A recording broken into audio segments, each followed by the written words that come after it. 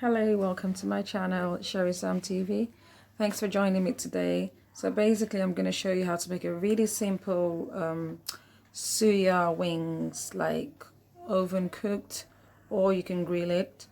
Suya spiced chicken wings. So in this video, you're going to, well, it's just two spices really that you're going to be using. Like that's the Maggi seasoning. You can use whichever one that you have at home. So long as it's chicken stock, that's fine. Sprinkle it over the chicken. I did wash the chicken with some lemon and warm water. And that's the suya spice I'm using. So I'm just going to sprinkle it all over like so. And just if you want it, like, you know, just you can put some salt to taste if you want, but my suya pepper already has some salt in it, so I don't need to put any extra salt. Put as much as you want. If you want it extra spicy, you can add some chili pepper, you know, into it, or depending on how spicy your suya pepper is already, you know, just use your discretion. So I'm just sprinkling it all over, and then I'm going to mix it together.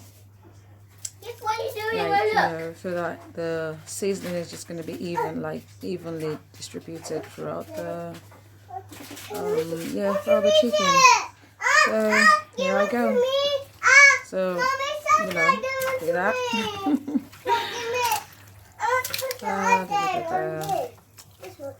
So keep on doing that as much as you can. Well, you can wear gloves if you don't want to use your hands, like your bare hands in it.